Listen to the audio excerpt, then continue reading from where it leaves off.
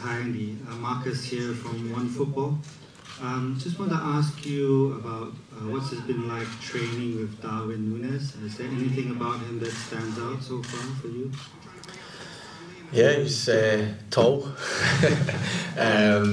but look, he's obviously came in. We've not been back for too long, but we have to let him settle in, and he's looked good in training, and the Brazilian boys and everyone that speaks his language are helping him a lot. I don't think me and him have had many conversations yet. We've just kind of smiled at each other, but that will come. But fantastic player. We played against him and made it really difficult for us defenders in the two games, and if he puts in the performances, then he'll be a really good player for us.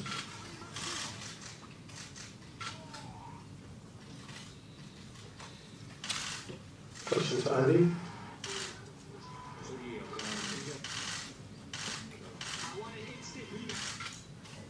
Go ahead. Yeah.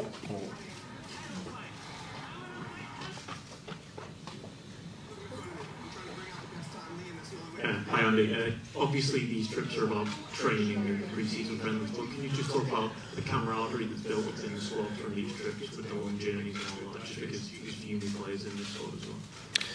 Yeah, it's, we're obviously in a hotel. We basically live together over this time, so we spend a lot of time together, a lot of time with the coaches, a lot of time with all the staff, and this is where the foundations for the start of the season start. This is where the hard work gets put in, where we try and find our fitness and our form again, and we start laying out what we want to do during the season. So these camps are so important. When we go to Austria, it will just be as important as well, and the amount of running and the amount of training we do is gets us to where we need to be for the first game of the season. Ours is obviously a bit quicker than everyone else's with the Community Shield coming up, but we'll be ready.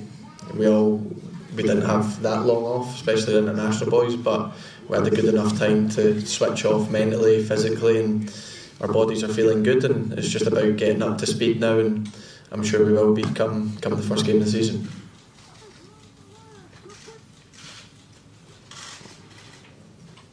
Yeah, okay. Hi Andy, Gabriel from ESPN. Obviously, you come to a place like this, you see so many fans, everywhere you go, you obviously know how big a club Liverpool is, but it's just still a bit surreal that wherever you go, even a place like this, a small country like Singapore, you guys are getting mobbed, fans screaming your name. And is that just what it means to play for a club like Liverpool, and everywhere you go, you're being adored and loved by fans? Yeah, I think the day you sign for Liverpool, you play for a big club, but when you come to these places, it just reminds you of how big the club actually is. You come to countries like this, and the fans they're so welcoming of you, as if you're their heroes, and they're waiting outside the hotel. Come in the stadium, everywhere you go, they just want a glimpse of you, and we appreciate it massively. The fans all around the world are so important to us, not just the ones that get in Anfield every single week, and it's so important that we give back to the fans. Small things like open training today and playing matches over the other side of the world effectively. So it's nice to give them that back, because their support's always appreciated. I know they get up at sometimes silly times to watch us games with time difference and things like that. So it's incredible the support we've received on this tour, and I'm sure most countries we go to we get that, but it's been special, and it's been really nice to see, and like I said, we don't take it for granted.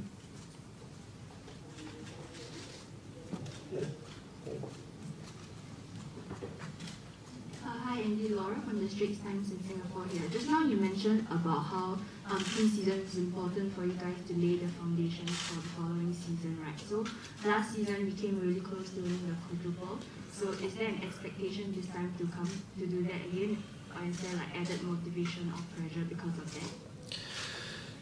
I think again, when you play with this club, there's always expectations on you. It's what we have to deal with. We've always had to do that.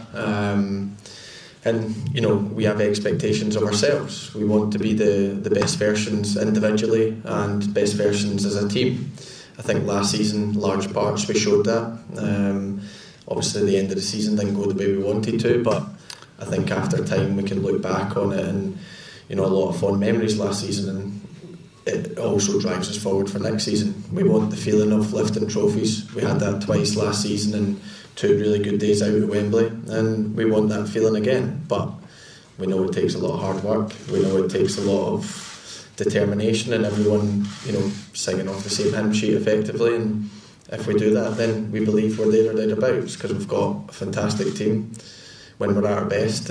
But we know as soon as we drop below that, then we won't achieve what we want to achieve. So that's what the plan is, to go for everything at 100% like we've always done. And if we do that, we believe that gives us the best possible chance to be successful.